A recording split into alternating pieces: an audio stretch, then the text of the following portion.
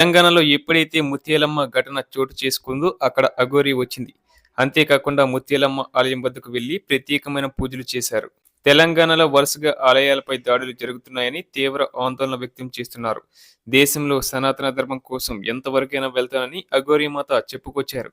ఇటీవల ఏపీలో అఘోరీమాత శ్రీ కాళహస్తి, విజయవాడ ఇంద్రకీలాద్రి వంటి అనేక ఆలయాలను దర్శించుకున్నారు. అదేవిధంగా శ్రీ కాళహస్తిలో సూసైడ్‌కు కూడా యత్నించారు. మరోవైపు సనాతన ధర్మం కోసం ఇటీవల ఏపీలో పోరాడుతున్న పవన్ కళ్యాణ్‌ను లేడీ అఘోరీమాత వెళ్లి కలుస్తుందని కూడా వార్తలు వచ్చాయి.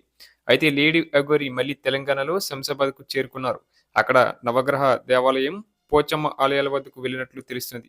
అంతేకాకుండా ఇటీవల తెలంగాణలో వరుసగా ఆలయాలు ధ్వంసం అవడంపై కూడా అఘోరి కీలక వ్యాఖ్యలు చేశారు. సీఎం రేవంత్‌కు ఈ ఘటనలన్నీ జరుగుతున్నాయని తీవ్రస్థాయిలో మండిపడ్డారు. ఒక సీఎంగా గొడవల్లి విగ్రహాల ధ్వంసాలను ఆపే పొజిషన్‌లో ఉండి రేవంత్ వీటిని పట్టించుకోవడం లేదని కూడా అఘోరి మండిపడినట్లు తెలుస్తుంది. తనపై లేనిపోని అభాండాలు వేయిస్తున్నారని, రాజకీయాలు అంటగడుతున్నారన్నారు. మరోవైపు లేడీ అఘోరి మాత్రం ఒక షాకింగ్ విషయం చెప్పినట్లు తెలుస్తుంది. సీఎం రేవంత్ రెడ్డి తొందరలోనే అనుకోని విధంగా చిక్కుల్లో పడబోతున్నారన్నారు.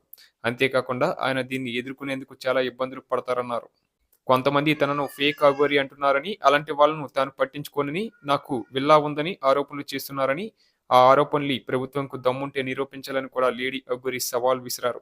ఇదిలా ఉండగా ప్రస్తుతం లేడీ అఘోరి మాత్రం మన దేవులను అమ్మాయిల్ని, మహిళల్ని కాపాడుకోవాలని కూడా అందరికీ పిలుపు ఇచ్చినట్లు తెలుస్తుందన్నారు. తనపై నిఘా పెట్టడం కాదని, గుళ్ళపై మహిళలపై దాడులు జరగకుండా నిఘా పెంచాలని కూడా అఘోరి ఇండైరెక్ట్ గా సవాల్ విసిరినట్టు తెలుస్తుంది. తన సనాతన ధర్మం జోలికి లేదా ఆడవాళ్ళ జోలికి వెళ్లే వారిని, అత్యాచారాలకు పాల్పడే వారికి కఠినమైన పనిష్మెంట్ ఉంటుందని కూడా లేడీ అఘోరి అన్నారు.